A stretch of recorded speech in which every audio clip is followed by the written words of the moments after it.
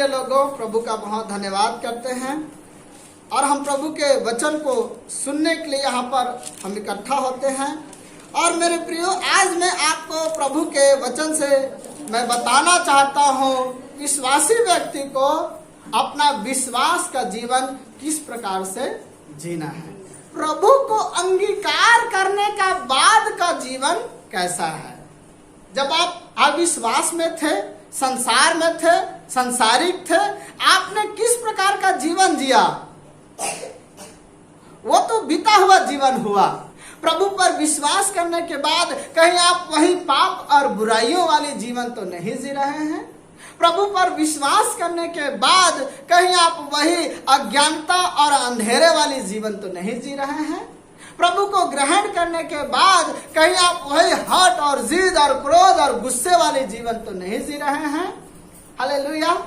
प्रभु को ग्रहण करने के बाद कहीं आप ये तो समझ करके नहीं चल रहे, नहीं जी रहे हैं कि कौन मेरा क्या कर लेगा। मेरे प्रियो, अगर प्रभु को ग्रहण करने के बाद अगर आप ये सब विचार करके, सोच करके आप अपना जीवन जी रहे हैं, तो आज का वचन आपके लिए है। प्रभु को ग्रहण करने के बाद आपको प्रभु की इच्छा में, उसकी मर्जी में, उसके वचन अनुसार आपको जीवन जीना है। जब प्रभु को ग्रहण नहीं किए थे, आप बिना परमेश्वर के, बिना प्रभु के थे और आपने जैसा चाहा वैसा आपने जीवन जिया।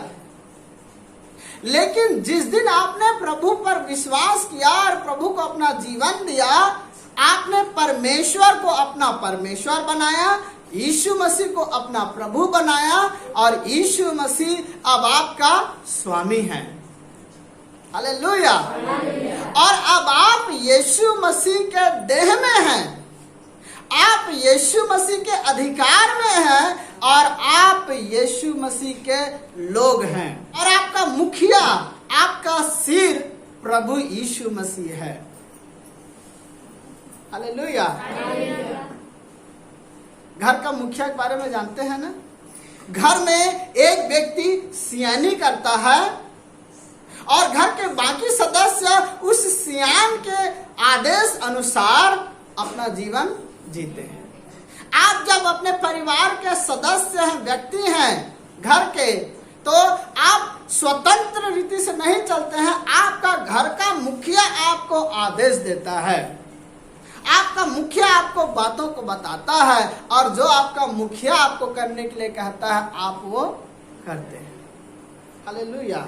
तो मेरे प्रियो, प्रभु पर विश्वास करने के बाद, प्रभु को उद्धारकर्ता ग्रहण करने के बाद, मेरे प्रियो, यीशु मसीह आपका मुखिया है, आपका सियान है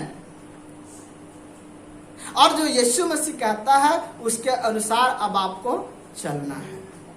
आप अपने घर के मुखिया को प्रसन्न करने के लिए बहुत प्रयास करते हैं, अपने घर के सियान को आप प्रसन्न करते हैं। हालेलुया। और मेरे प्रियो, जब आपका घर का सियान, जब मुखिया आपसे प्रसन्न होता है, मेरे प्रियो, वो घर का सियान मुखिया आपके लिए सब कुछ करने के लिए तैयार होता है। आपको घर देता है, आपको जमीन देता है, आपको खेत देता है, आपको बहुत सारी जीवन की सुख सुविधा आपको देता है। मेरे प्रियो, जब आप अपने मुखिया सियान यीशु मसीह को जब आप प्रसन्न करोगे, तो वो यीशु मसीह आपको आशीष देगा, वो यीशु मसीह आपको चंगाई देगा, वो यीशु मसीह आपको सामर्थ्य देगा, वो यीशु मसीह आपकी सहायता करेगा। और ज्यादातर विश्वासों में क्यों प्रॉब्लम्स हैं, क्यों समस्याएं हैं? क्योंकि आप लोगों ने यीशु मसीह को, जो आपका सियान है, आपने उसको प्रसन्न नहीं किया। और जब आपने अपने सियान को प्रसन्न नहीं किया, वो कैसे आपके लिए सब कुछ पूरा करेगा? यीशु मसीह तो आपको चंगाई और छुटकारा देने के लिए तैयार है। आपने ही अपने सियान को, मुखिया को नाराज किया है। मेरे साथ निकालिए प्रेरितों के काम की पुस्तक 2 अध्याय 41 और 42 वचन को पढ़ दीजिए। जिन्होंने उसका वचन ग्रहण किया, उन्होंने बपतिस्मा लिया और उसी दिन 3000 मनुष्यों के लगभग में मिल गए और वे प्रेरितों से शिक्षा पाने और संगति रखने और रोटी तोड़ने और प्रार्थना करने में लवलीन रहे। हालेलुया। मेरे प्रियो, प्रभु का वचन यहाँ पर बताता है कि जब पतरस यरूशलेम में प्रचार किया और 3000 व्यक्तियों ने अपना जीवन प्रभु को दिया और प्रभु में विश्वास करके उन लोगों ने पानी का बपतिस्मा लिया और उन 3000 व्यक्तियों ने यीशु मसीह को जीवन भर के लिए अपना उद्धारकर्ता बना लिया। आगे फिर उन्होंने जो जीवन जिया, जो काम किया, उसको हम यही वचन में पढ़ते हैं। उन लोगों ने कैसा जीवन जिया, उन्होंने क्या क्या किया। वे लोग प्रेरितों से शिक्षा पाने लगे, प्रेरितों के साथ, चर्च कलीसिया के साथ वो लोग संगति रखने लगे। उन लोग रोटी तोड़ने, प्रभु भोज में वो सम्मिलित होते रहे, प्रार्थना करने में, अपना व्यक्तिगत जीवन में, कलीसिया में, समूह में प्रार्थना करने में वो लवलीन रहे। आपने इन कामों को पूरा किया है या फिर आप बार बार वही पुराना जीवन, वही अविश्वास वाला जीवन, वही संसार का जीवन प्रभु को ग्रहण करने के बाद आपने जिया। मेरे प्रियो, अगर आपने ऐसा जीवन जिया है तो वचन आपको कहता है अपने जीवन को बदलिए। इस बाइबल की, इस वचन की शिक्षा को अगर आप नहीं प्राप्त कर रहे हैं तो मेरे प्रियो, आपको प्राप्त करने के लिए मन लगाना है। आपके वचन की शिक्षा को प्राप्त करने के लिए समय देना होगा, क्योंकि ये वचन की शिक्षा ही आपके जीवन को बदल सकता है। अगर आप पढ़ते लिखते हैं तो पढ़ लिख करके इस प्रभु की शिक्षा को जानिए, और अगर आप पढ़ते लिखते नहीं हैं तो सुन करके आप प्रभु की शिक्षा को जानिए। और जब आप प्रभु के शिक्षाओं को अपने मन में, हृदय में ग्रहण करते हो, आपके जीवन में बदलाव आता है।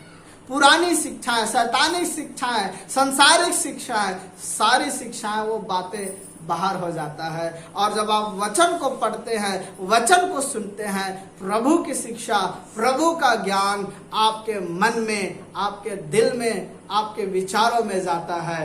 हालेलुया। और जब आप प्रभु के वचन से शिक्षित होते हैं, आपका मन नया हो जाता है। विश्वासी लोग, प्रभु के जानने वाले लोग आज प्रभु की शिक्षा की ओर ध्यान नहीं दे रहे हैं। इस कारण जीवन में बदलाव नहीं आ रहा है। यीशु मसीह के चेला लोगों ने यीशु मसीह के साथ 3.5 साल उन लोगों ने समय बिताया और 3.5 साल प्रभु के साथ रह करके वो लोग वचन को सीखते रहे। प्रभु जब मरा, क्रूस पर चढ़ाया गया, मर करके जी उठा, तो भी यीशु मसीह 40 दिन तक अपने चेलों के साथ आता रहा और उन्हें वचन से सिखाता रहा। आमीन, हालेलुया। उसके बाद प्रभु यीशु मसीह स्वर्ग उठा लिया गया और स्वर्ग उठाए जाने के बाद ठीक 10 दिन बाद पवित्र आत्मा प्रेरितों के जीवन में उतर आया और पवित्र आत्मा इस वचन को फिर जीवन भर प्रेरितों को सिखाता रहा। आमीन, हालेलुया। पवित्र आत्मा आज वर्तमान समय में भी विश्वासियों को ये वचन को सिखाता है। वचन को सीखने के लिए, प्रभु के ज्ञान से भरने के लिए आप क्या कर रहे हैं? आप कितना प्रयास कर रहे हैं? सीख नहीं पा रहे हैं, और सीख नहीं पा रहे हैं इसलिए बदल नहीं पा रहे हैं, और बदल नहीं पा रहे हैं इसलिए स्वर्गीय आशीष, स्वर्गीय सामर्थ आपके जीवन में काम भी नहीं कर रहा है। वचन को सीखेंगे, उसके अनुसार चलेंगे, जीवन जिएंगे, स्वर्गीय आशीष आपके जीवन में काम करेगा, स्वर्गीय सामर्थ आपके जीवन में काम करेगा। हालेलुया। आज मेरे प्रियो, ये लिखित वचन आपके पास है, ये प्रभु की शिक्षा आपके पास में है। आज परमेश्वर आप पर दया करके वो पवित्र आत्मा आपको देता है। उस पवित्र आत्मा को पा करके इस वचन को आप पढ़ सकते हैं, इसका अध्ययन कर सकते हैं, इस शिक्षा को आप जान और समझ सकते हैं। पास्टर्स लोग हैं, सिखाने वाले लोग हैं, उनकी अगुवाई में आप इन शिक्षाओं को ग्रहण कर सकते हैं। पतरस के समय के लोगों ने ग्रहण किया प्रभु को, और वो प्रेरितों से शिक्षा पाने के लिए प्रेरितों के पास इकट्ठा होते रहे। विश्वास का जीवन जो है वो संगति रखने वाला जीवन है। प्रेरितों के समय में जब कलीसिया आरंभ हुआ तो कलीसिया घर घर इकट्ठा होता था। इतवार को दिन किसी और विश्वासी के यहाँ, तो सोमवार को किसी और विश्वासी के यहाँ, तो मंगलवार को किसी और विश्वासी के यहाँ। वो हर दिन घर घर इकट्ठा होते रहे और उस समय के विश्वासियों ने संगति से इनकार नहीं किया। रोजेज संगति होते, रोजेज प्रार्थना होते, कतकला जाबो, उन लोगों ने इनकार नहीं किया। विश्वासियों की संगति अब ज्यादातर शुक्रवार और इतवार को होता है। उस समय के विश्वासी हर दिन संगति करते रहे और हर दिन वो प्रभु की उपस्थिति में अपने जीवन को जीते रहे। आज का विश्वासी शुक्रवार और इतवार के दिन उनको संगति करना है और अभी पूरा दिन नहीं, 2 से 3 घंटा के लिए। फिर भी बहुत लोग संगति को समय न दे करके अपने काम को, संसार को अपना समय देते हैं। जिन तरीकों से तुम्हें प्रभु की उपस्थिति मिलता, जिन तरीकों से तुमको प्रभु का सामर्थ्य मिलता, जिन तरीकों से तुम पवित्र आत्मा से भरे जाते, वो काम तुमने नहीं किया, वो संगति तुमने नहीं किया। तो कैसे मेरे प्रियो बिना संगति रखे कैसे आप लोग परमेश्वर की उपस्थिति को पाओगे? बिना संगति किए कैसे आप यीशु मसीह की उपस्थिति में रहोगे? यीशु मसीह कहता है, जहां 2 या 3 मेरे नाम में उपस्थित इकट्ठा होता है, उनके बीच में मैं उपस्थित होता हूं। संसार को महत्व देते हैं, संसारिक बातों में दौड़ते हैं। हालेलुया। और जो लोग संसारिक बातों में दौड़ते हैं उन्हें परमेश्वर की उपस्थिति का घटी हो जाता है, उन्हें स्वर्गीय सामर्थ का, दान वरदान का घटी हो जाता है। उस समय के विश्वासी लोग संगति में इकट्ठा होते रहे, इसलिए उनमें परमेश्वर का आत्मा उतरता रहा। हालेलुया। और परमेश्वर का आत्मा उन्हें दिन ब दिन संगति करने वालों को और आत्मिक जीवन में बढ़ाता रहा, सामर्थ्य शक्ति में बढ़ाता रहा। और उन लोग मेरे प्रियो, वो लोग खुद भी स्वस्थ थे, चंगा थे और उनके द्वारा बड़े बड़े चंगाई के काम भी हुए। चर्च कलीसिया की संगति में उन लोगों ने अपने आप को रखा और इसलिए वे सब परमेश्वर की उपस्थिति को पा करके सामर्थ शक्ति से वे लोग भरते चले गए। हालेलुया। प्रभु को ग्रहण करने के बाद मेरे प्रियो, आप किस प्रकार से संगति रख रहे हैं?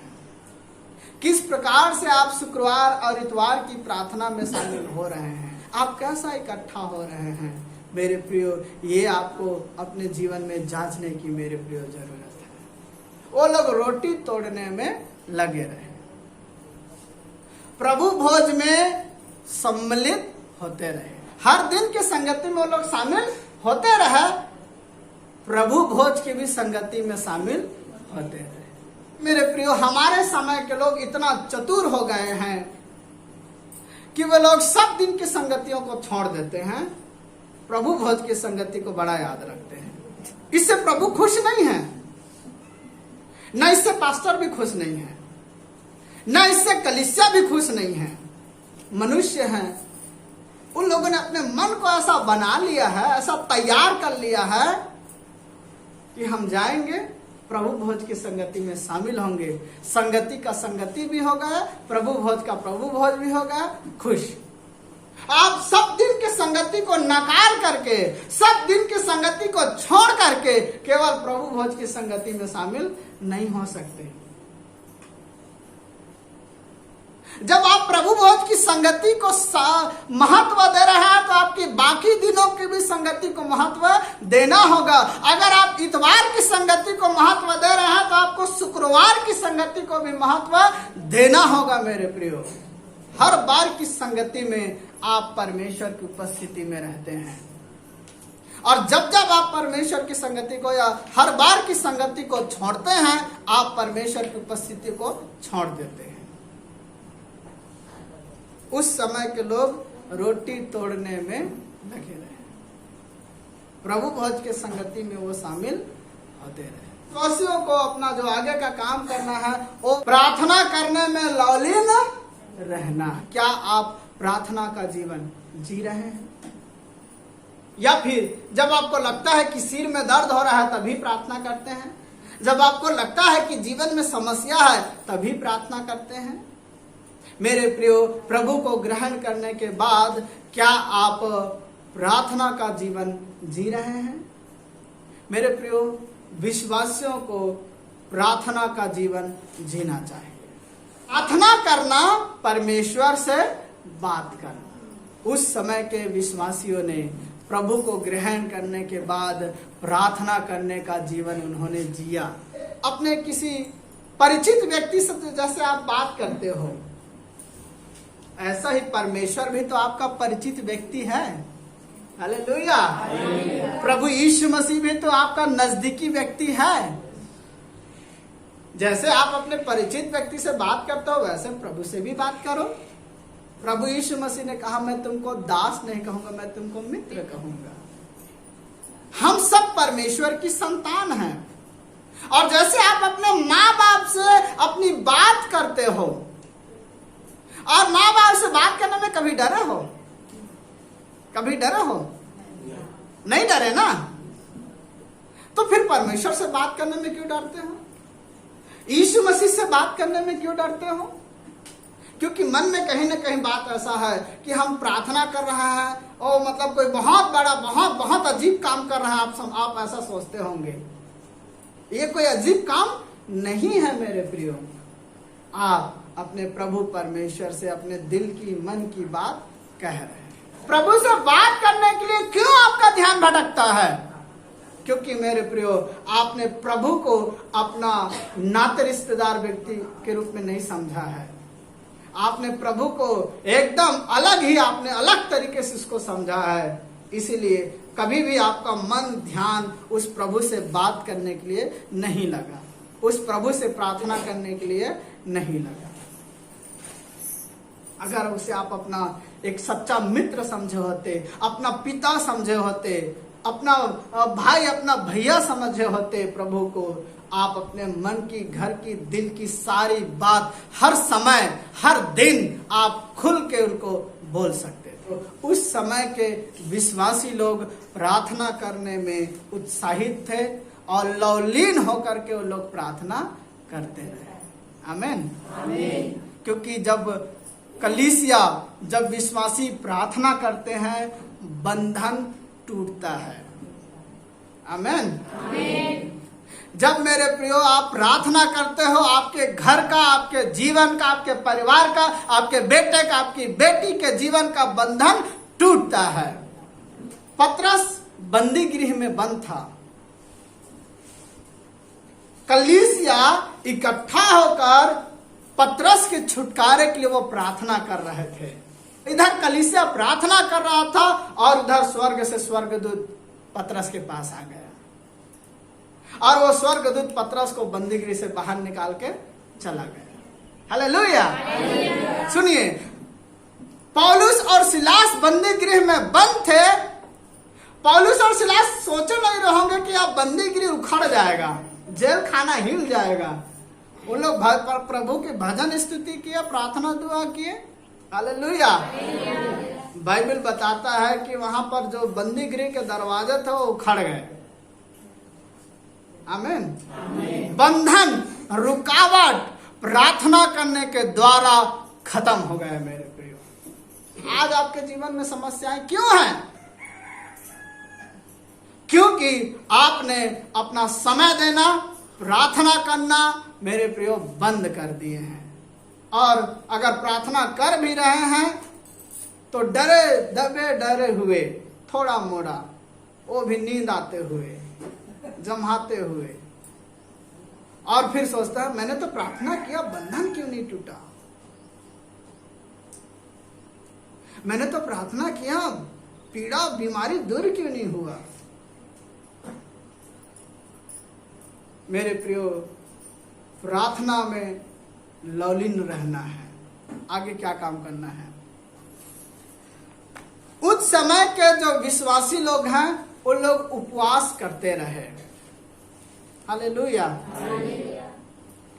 और अभी के समय के भी विश्वासियों को उपवास करना है और कलीसिया में उपवास प्रार्थना में शामिल होना है। आखिरी बात मैं बताना चाहता हूं मेरे प्रियो, उस समय के विश्वासी लोग अपना धन और संपत्ति में से भेंट और दशवांश देने के लिए विश्वास योग्य थे। प्रेरितों के काम की पुस्तक 4 अध्याय 34 वचन को पढ़िएगा।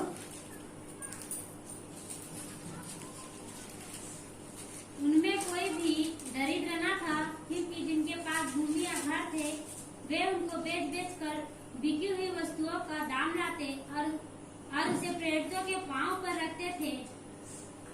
35 वचन भी पढ़ दो। और जैसी जिसे आवश्यकता होती थी उसके अनुसार हर एक को बांट दिया करते थे। जिनके पास जैसी जैसी संपत्तियां थी उन लोग उन संपत्तियों को बेच दिए और बेचने के बाद जितना भी रुपया पैसा मिला सारी रुपया पैसा ले करके कलीसिया में ला करके पास्टर को दे दिए। मेरे प्रियो, उस समय के जो विश्वासी थे परमेश्वर के राज्य में, प्रभु के घर में, भवन में पैसा देने के लिए अपने हाथ को कभी भी नहीं रोके। उन्होंने अपना मुट्ठी कभी नहीं बांधा। और मैं सोचता हूं कि आखिर क्यों जो हमारे साथ संगति रख रहे हैं, हमारे साथ प्रार्थना में शामिल हो रहे हैं, कलीसियाओं में और भी अन्य कलीसियाओं में जो लोग जा रहे हैं, ऐसे लोगों का जीवन क्यों नहीं बदल रहा है? या फिर वो क्यों आर्थिक रूप में संपन्न क्यों नहीं हो रहे हैं? या फिर क्यों वो अपने कर्ज से छुटकारा क्यों नहीं पा रहे हैं? क्यों उनकी जो गरीबी है वो दूर नहीं हो पा रहा है? हालेलुया। मेरे प्रियो, इसके वजह कारण बहुत से हैं। पहली कारण तो यह है कि हमारे इस जगह क्षेत्र में काम की कमी है, रोजगार की कमी है। इसके वजह से लोगों को कमाने खाने के लिए दूसरे शहर, दूसरे राज्य में जाना पड़ता है। लोगों का बाहर जाने के पीछे बड़ा कारण क्या है? तो मैंने एक और कारण को पाया। लोगों के जीवन में ज्यादातर पाप बुराइयां हैं। ऐसी बुराइयां, ऐसे पाप उनके जीवन में है जिससे बेवजह की जो संपत्ति है वो खत्म हो रहा है। लोगों में दारू पीने की लत है, इसके वजह से पैसा खत्म हो रहा है। लोगों में जुआ खेलने की लत है, इसके वजह से संपत्ति खत्म हो रहा है। और भी बहुत सारे ऐसे गंदी आदतें हैं जिसके वजह से पैसे, नशा और भी छोटी बड़ी नशा है और उन सारी नशा की चीजों में पैसे खत्म हो रहा है। चावल दाल खाने पीने में पैसा खत्म नहीं हो रहा है, वो सारी बुरी आदतों के कारण पैसे खत्म हो रहे हैं। मेरे प्रियो, विश्वासी लोगों में भी हम देख रहे हैं कि लोग ज्यादातर कमाने खाने जा रहे हैं, क्योंकि ज्यादातर जो विश्वासी भी लोग हैं उन लोगों ने रुपए पैसों के मामले में अपने जीवन में सुधार बदलाव को नहीं लाया है। विश्वासी लोग भी दो तरफा जीवन को जी रहे हैं। अपना आधा पैसा अपने परिवार में लगा रहे हैं तो अपना आधा पैसा सांसारिक बातों में खर्च कर रहे हैं। इसका एक और बड़ा कारण मैं आपको बताने जा रहा हूं जो वचन के अनुसार है। हालेलुया। विश्वास करने वाले लोग अपना संपत्ति केवल अपने ही पास रख रहे हैं और प्रभु के राज्य में नहीं दे रहे हैं। हालेलुया। उस समय के विश्वासी लोग अपना संपत्तियां बेच देते थे। जिनके पास घर रहता था वो घर बेच देते थे, जिनके पास खेत रहता था वो खेत बेच देते थे और पूरा पैसा कलीसिया में ला करके दे देते। उस समय के विश्वासियों का दिल कैसा था और अभी के समय के विश्वासियों का दिल कैसा है? कितना बड़ा अंतर, कितना बड़ा बदलाव आ गया है। अपने काम का सारा पैसा अपने ही घर में, अपने ही लोगों में खर्च कर देते हैं और प्रभु के राज्य में नहीं दे पाते हैं। हालेलुया। आज विश्वासियों की उन्नति नहीं हो पा रहा है। इसका बड़ा कारण है कि लोग अपना भेंट, अपना दशवांश नहीं दे पा रहे हैं। जो तन मन धन से प्रभु में समर्पित रहे, उस समय के विश्वासियों ने अपना संपत्ति कलीसिया में जाकर के दे दिए ताकि कलीसिया कमजोर ना रहे, कलीसिया निर्बल ना रहे, सेवक लोग को भटकना ना पड़े। उस समय के विश्वासियों ने जा करके उनको दे दिए। कलीसिया संपन्न होता गया। सेवक, पास्टर्स, अगुवे लोग, प्रेरित लोग भी उनको दूसरे काम में वो समय न दे करके वो दिन रात प्रार्थना दुआ में करते रहे। हालेलुया। अभी के समय के जो विश्वासी हैं उन लोगों ने अपना हाथ रोक के रखा है। अपनी पैसा दूसरे बुरे कामों में लगा देंगे, लेकिन प्रभु के काम में, प्रभु के राज्य में नहीं दे रहे हैं। हालेलुया। और लोगों को अपने आप में बड़ी इच्छा है, बड़ी लालसा है कि प्रभु मेरी उन्नति करे, प्रभु मेरी उन्नति करे। इस कारण से मेरे प्रियो, इस क्षेत्र के विश्वासियों का आर्थिक उन्नति नहीं हो पा रहा है, क्योंकि लोग खुले मन से, खुले दिल से वो लोग दसवां अंश और भेंट नहीं दे रहे हैं। ईमानदारी पूर्वक अपने विश्वास के जीवन को जीते हुए अपना भेंट और 10वां अंश देना होगा। हालेलुया। जो लोग सप्ताह में अपना इनकम करते हैं वो सप्ताह के हिसाब से 10वां अंश देंगे। जो लोग महीना के हिसाब से अपना इनकम कर रहा है वो महीने के हिसाब से 10वां अंश देंगे। और खेती किसानी अगर 6 महीने में होता है तो 6 महीने के हिसाब से 10वां अंश को आपको देना है। हालेलुया।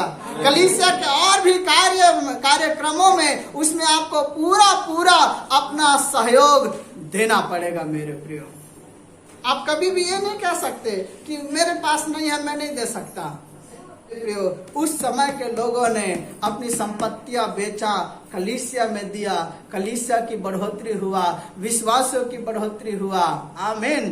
प्रभु का राज्य बढ़ा और प्रभु का राज्य 3000 विश्वासियों से 5000 में बदल गया। आज हमारा कलीसिया क्यों नहीं बदल रहा है? खिड़की नहीं लग रहा है, बाहर का पोताई नहीं हो रहा है और बाउंड्री नहीं बन पा रहा है, माइक नहीं ले पा रहे हैं। मामी बोल रहे थे आवाज का प्रॉब्लम हो रहा है, माइक नहीं ले पा रहा है। वजह कारण क्या है? क्योंकि मेरे प्रियो, लोगों ने अपने हाथ रोक के रखे। ये अभी अब खेती किसानी का दिन आ रहा है। किसान लोग हैं आप लोग, बताइए, आप बढ़िया खेत को पला दिए, नांगर भी बढ़िया चला दिए, अब उसमें आपने एक बीजा धान नहीं डाले, फसल होगा? अच्छा, जिस खेत में 10 काठा धान डालना है आपने उसमें 5 काठा डाला, तो 10 काठा के हिसाब से धान पाओगे या 5 काठा डाले तो 5 काठा के हिसाब से पाओगे, है ना? आप जिस खेत में 10 काठा धान डालना चाहिए, लगता है उतना धान, आप कंजूसी की वजह से आपने 5 काठा बचा लिए, 5 काठा छींच दिए। अब आप सोचोगे मैंने तो खेत में धान डाल दिया, मैंने तो 5 काठा धान डाल दिया। जब 10 काठा डालते थे तो 10 काठा डालने में लगभग कितना धान होता होगा? 20 बोरा, 30 बोरा, ठीक है। तो मान के चलो आपने 10 काठा धान जिस खेत में लगता था, आपने 10 काठा डाले तो आपने 30 बोरा धान पाया। अब आपने 5 काठा घटा दिए, अब 5 काठा डाल दिए। अब उसके बाद सोच रहे होंगे कि मैंने तो खेत में धान बोया तो इस साल भी मैं 30 बोरा धान पाऊं। तो 5 काठा डाले हो तो 5 काठा के हिसाब से ही पाओगे। मेरे प्रियो, बिना बोए जब खेत आपको फसल नहीं देता तो मेरे प्रियो, परमेश्वर के राज्य में जब तक आप नहीं दोगे, परमेश्वर कैसे आपके धन संपत्ति में आशीष देगा? कैसे परमेश्वर आपको बढ़ाएगा? हालेलुया। जब आप अपने खेतों में अपनी फसल, अपना बीज बोते हो, खेत आपको फसल देता है, वैसे ही जब आप परमेश्वर के राज्य में बोओगे, दोगे, परमेश्वर भी आपको देगा। उस समय के विश्वासियों ने ऐसा जीवन जिया कि वो स्वयं भी प्रभु में समर्पित रहे, अपना संपत्ति प्रभु के राज्य में दिए, प्रभु का राज्य भी बढ़ा और उस समय के विश्वासी लोग भी दान वरदान अभिषेक सामर्थ्य में बढ़ते चले गए। आमीन। मेरे प्रियो, आज के समय में मैं एक बार फिर से कहना चाहता हूं, मैं इस कलीसिया के लोगों को कहना चाहता हूं, प्रभु को ग्रहण करने के बाद आप कैसा जीवन जी रहे हैं? यीशु मसीह को जानने के बाद आप कैसा जीवन जी रहे हैं? यीशु मसीह को ग्रहण करने के बाद आप कैसा जीवन जी रहे हैं? मेरे प्रियो, अपने आप में ध्यान दीजिए और अगर आप इन बातों के अनुसार जीवन नहीं जी रहे हैं तो आपके जीवन में घटी है, कमी है। इनके अनुसार आप जीवन जीना आरंभ कीजिए तो प्रभु आपको बढ़ाएगा। मैंने आपको बढ़ने वाली बात, सामर्थ्य शक्ति पाने वाली बात मैंने आपको बता दिया। हालेलुया। प्रभु इन वचनों के द्वारा आप लोग को बहुत बहुत आशीष दे।